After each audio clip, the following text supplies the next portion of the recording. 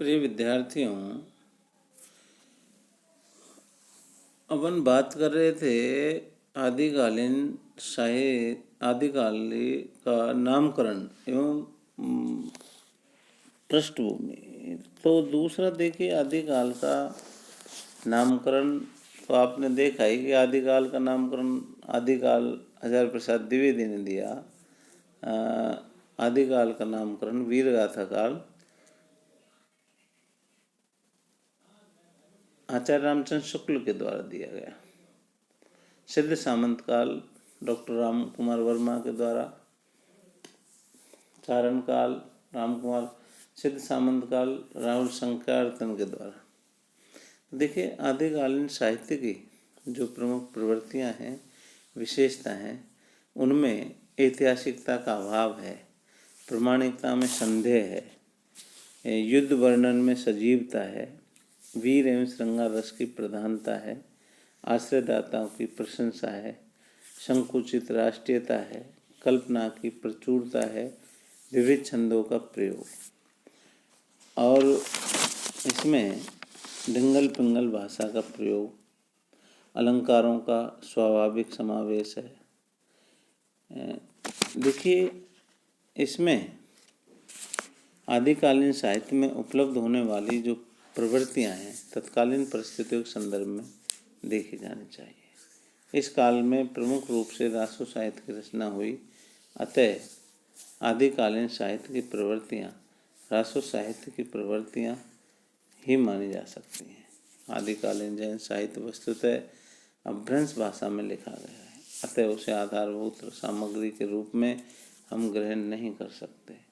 रासो ग्रंथों में भी बहुत सारे ग्रंथ कालांतर में परिवर्तित एवं परिवर्तित हुए हैं, तथापि उनका मूल रूप आदिकाल में ही रचा गया। ये प्रमाणित हो चुका है कि अतः रासो साहित्य की प्रमुख प्रवृत्तियों को ही आदिकाल की प्रमुख प्रवृत्तियां कहना समीचीन प्रतीत होता है। इन ग्रंथों में पाई जाने वाली सामान्य प्रवृत्तियों का विवेचन इस प्रकार है। ऐतिहासिकता का भाव। देखिए, रासो साहित्य के चरित्र नायक ऐतिहासिक व्यक्ति हैं, किंतु इन काव्य ग्रंथों में ऐतिहासिकता की रक्षा नहीं की गई है। वस्तुतः इन ग्रंथों में तथ्य कम है, कल्पना अधिक है। परिणामतः अनेक ऐतिहासिक भ्रांतियाँ उत्पन्न होती हैं। इन ग्रंथों के रचयिताओं ने जो वर्णन किए हैं वे तत्कालीन इतिहास से मेल नहीं खाते। घटनाओं, नामावली, तिथियों का जो विवरण रासो काव्यों में उपलब्ध होता है वह इतिहास सम्मत नहीं है। ऐतिहासिक चरित्र नायकों को लेकर लिखे गए काव्य ग्रंथों में जिस सावधानी की अपेक्षा की जाती है उसे नितांत विमुख रहे हैं। परिणामतः इन ग्रंथों से किसी ऐतिहासिक तथ्य एवं सत्य का उद्घाटन नहीं होता। इतिहास में अतिशयोक्ति से बचा जाता है, जबकि चारण कवियों ने अतिशयोक्ति को प्रमुखता देते हुए काल्पनिक वर्णन किए हैं। यही कारण है कि इन ग्रंथों में ऐतिहासिकता का अभाव है। युद्ध वर्णन में सजीवता। रासो ग्रंथों में किए गए युद्ध वर्णन सजीव प्रतीत होते हैं। इन काव्य ग्रंथों में जहाँ जहाँ युद्ध वर्णन के प्रसंग हैं वहाँ वहाँ ऐसा प्रतीत होता है जैसे कवि युद्ध का आंखों देखा हाल सुना रहा है। चारण कवि कलम के ही नहीं तलवार के भी धनी थे, अतः अवसर पड़ने पर अपने अपने आश्रयदाता के साथ रण क्षेत्र में जाकर तलवार के हाथ भी दिखाते थे। युद्ध के दृश्यों को उन्होंने अपनी आँखों से देखा, अतः इन युद्ध वर्णनों में जो कुछ भी कहा गया है वह उनकी अपनी वास्तविक अनुभूति है। इन कवियों ने केवल सैन्य बल का ही नहीं अपितु योद्धाओं की उमंगों, मनोदशाओं एवं क्रियाकलापों का सुंदर वर्णन किया है। इन युद्ध प्रसंगों में कवि की कल्पना का चमत्कार न होकर वीर हृदय के उच्छ्वासों का स्पंदन है। तत्कालीन परिस्थितियों के कारण युद्ध एक अनिवार्य आवश्यकता थी, अतः एक ऐसे वर्ग की अपेक्षा राजाओं को रहती थी जो वीरों को युद्ध के लिए प्रोत्साहित कर सके। चारण कवि इसी आवश्यकता की पूर्ति करते थे। इनके योगदान की चर्चा करते हुए आचार्य हजार प्रसाद द्विवेदी ने लिखा है कि देश पर सब ओर से आक्रमण की संभावना थी। निरंतर युद्ध के लिए प्रोत्साहित करने को भी एक वर्ग आवश्यक हो गया था। चारण इसी श्रेणी के लोग थे। उनका कार्य ही था हर प्रसंग में आश्रयदाता के युद्धोन्माद को उत्पन्न कर देने वाली घटना योजना का आविष्कार करना। पृथ्वीरासो अपने युद्ध वर्णन के कारण भी एक सशक्त रचना मानी जाती है। प्रामाणिकता में संदेह। आदिकाल के अधिकांश रासो कवियों की प्रामाणिकता संदिग्ध है। पृथ्वीरासो जो इस काल की प्रमुख रचना बताई गई है भी अप्रमाणिक मानी गई है। आचार्य रामचंद्र शुक्ल के अनुसार इसके अतिरिक्त और कुछ कहने की जगह नहीं कि ये पूरा ग्रंथ वास्तव में जाली है। इस प्रकार खुमान रासो परमान रासो की प्रमाणिकता में भी संदेह है। मूल कवि की रचना में अन्य लोगों ने कब और कितना अंश प्रक्षिप्त रूप में जोड़ दिया है इसका निर्णय कर पाना कठिन है। भाषा शैली और विषय सामग्री के आधार पर यह निष्कर्ष निकाला जा सकता है कि रासो काव्य समय समय पर परिवर्तित एवं परिवर्तित होता रहा है। वीर एवं श्रृंगार रस की प्रधानता। रासो ग्रंथों में यद्यपि सभी रसों का समावेश हुआ है तथापि वीर एवं श्रृंगार रस की प्रधानता इनमें परिलक्षित होती है। युद्धों का वर्णन होने से वीर रस की योजना इनमें अनायास ही हो गई है। वीरों के मनोभाव एवं अदम्य उत्साह का जैसा हृदय ग्राही वर्णन रासो काव्यों में किया गया है वैसा अन्य दुर्लभ है। पृथ्वीरासों में ऐसे अनेक मर्मस्पर्शी स्थल हैं जहाँ वीर रस का पूर्ण परिपाक हुआ है। युद्ध शौर्य प्रदर्शन के लिए तथा सुंदर राजकुमारियों से विवाह करने के निमित्त लड़े जाते थे। अतः श्रृंगार रस के भावपूर्ण वर्णनों का समावेश भी इन काव्य ग्रंथों में किया गया है। राजकुमारियों के स्वप्निल सौंदर्य का अतिशयोक्तिपूर्ण वर्णन नक्शिक परिपाठी पर किया गया है। नायिका के रूप सौंदर्य के साथ साथ वैसंधि और षट ऋतु वर्णन का सम्यक समावेश भी रासो ग्रंथों में किया गया है। आश्रयदाताओं की प्रशंसा। रासो ग्रंथों के रचयिता चारण कहे जाते थे और अपने आश्रयदाता और राजा की प्रशंसा में काव्य रचना करना अपना परम कर्तव्य मानते थे। अपने चरित्र नायक की श्रेष्ठता एवं प्रतिपक्षी राजा ही हीनता का वर्णन अतिशयोक्ति में करना इन चारणों की प्रमुख विशेषता कही जा सकती है। दरबारी कवि होने के कारण इन कवियों ने आश्रयदाता के शौर्य यश वैभव का काल्पनिक एवं अतिशयोक्तिपूर्ण वर्णन किया है। पृथ्वीरासो एवं खुमान रासो इस कोटि की प्रशंसापरक काव्य रचनाएं हैं जिनमें कवि ने अपने चरित्र नायक को रामकृष्ण युधिष्ठिर अर्जुन और हरिश्चंद्र से भी श्रेष्ठ बताते हुए प्रत्येक दृष्टि से उनकी महत्ता प्रतिपादित की है। संकुचित राष्ट्रीयता। देखिए इस काल में वीरता का वर्णन तो बहुत हुआ है परंतु स्वदेशाभिमान एवं राष्ट्रीयता की भावना का अभाव है। उस समय देश खंड खंड राज्यों में विभक्त था और इन छोटे छोटे राज्यों के शासक परस्पर कलह संघर्ष में रत रहते थे। वे 10-20 गांवों के छोटे से राज्य को ही राष्ट्र समझते थे। अतः उनमें संपूर्ण भारत को एक राष्ट्र के रूप में देखने की भावना का अभाव था। परिणाम स्वरूप विदेशी आक्रांताओं के विरुद्ध संगठित होकर युद्ध करने में वे कभी सफल नहीं हुए। पड़ोसी राज्य पर विदेशी आक्रमण होने पर वे रंच मात्र भी विचलित नहीं होते थे। इसी संकुचित राष्ट्रीयता के कारण धीरे धीरे सभी देशी साम्राज्य विदेशी आक्रांताओं द्वारा पददलित किए जाते रहे। यदि इन शासकों ने अपने क्षुद्र अहम भाव का परित्याग करके संगठित होकर विदेशियों का सामना किया होता तो देश को दीर्घ अवधि तक विदेशी शासन झेलते हुए परतंत्र न रहना पड़ता।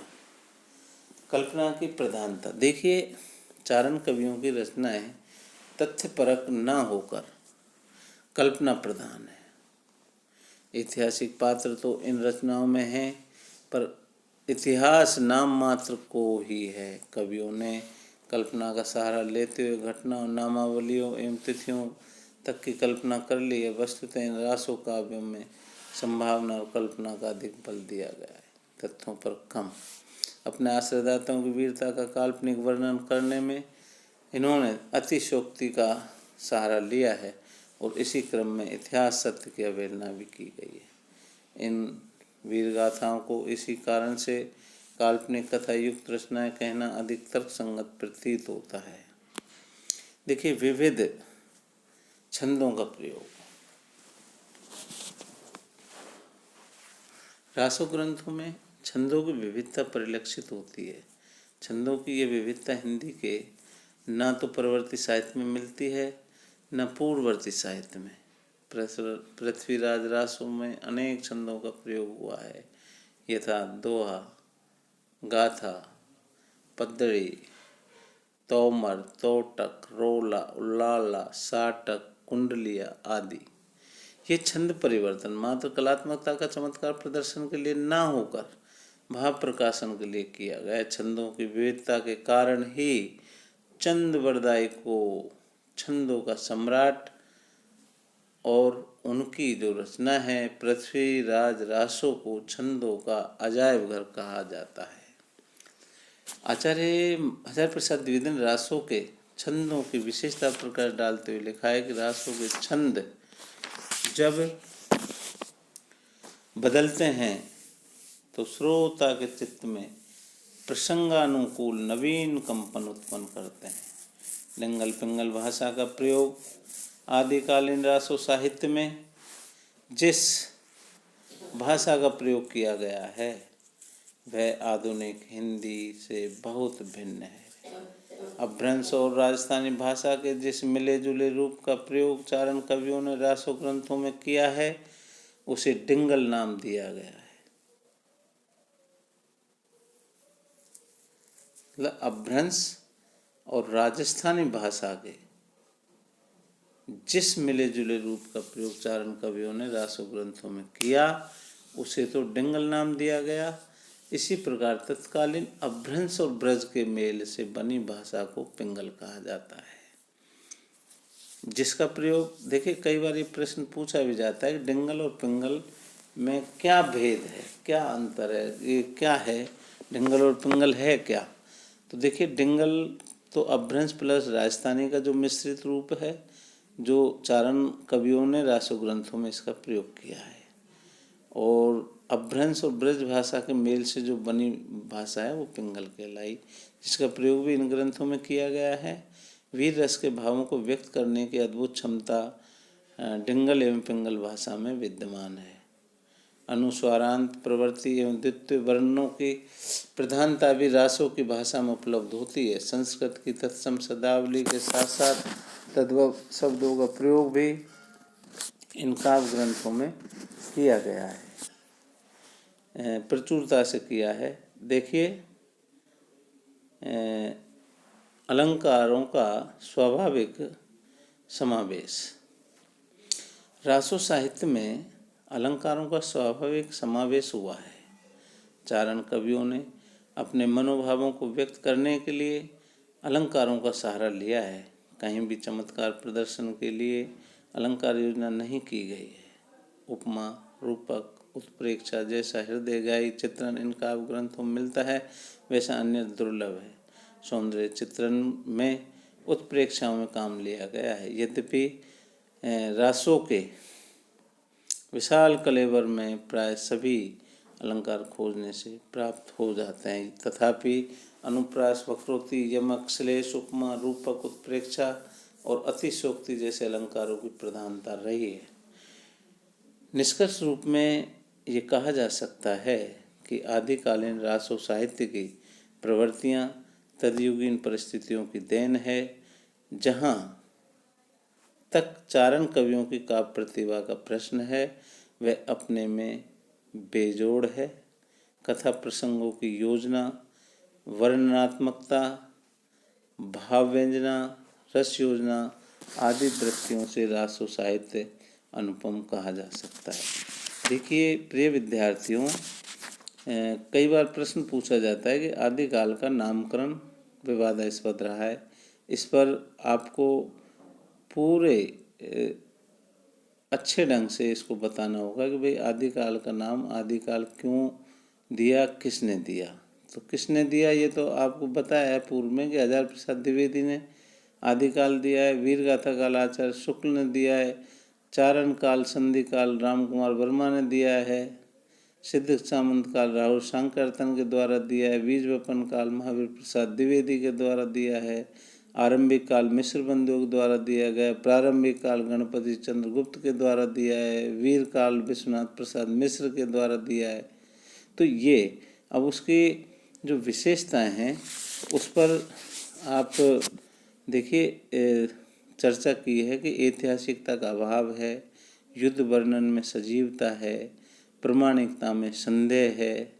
उसको एक एक उसको क्यों है प्रामाणिकता में संदेह, क्या है? जैसे पृथ्वी रासों को अप्रामाणिक माना है, खुमान रासों को माना है, ये परमाल रासों को माना है। वीर एवं श्रृंगार की प्रधानता ज़्यादा है इसमें। आश्रयदाताओं की प्रशंसा है। संकुचित राष्ट्रीयता है, राष्ट्रीयता का अभाव है। कल्पना की प्रचुरता, विविध छंदों का प्रयोग है। ढिंगल पिंगल का प्रयोग हो गया है। अलंकारों का स्वाभाविक समावेश भी इसमें हुआ है। तो ये कहा जा सकता है कि आदिकालीन जो रासो साहित्य है उसकी प्रवृत्तियाँ तदयुगीन परिस्थितियों की देन है। उस समय जो परिस्थितियाँ थी, जहाँ तक चारण कवियों की काव्य प्रतिभा का प्रश्न है, वे अपने आप में बेजोड़ हैं। अगले उसमें देखिए बात करेंगे कि हिंदी का प्रथम कवि, हिंदी की प्रथम रचना और आदिकालीन रासो साहित्य।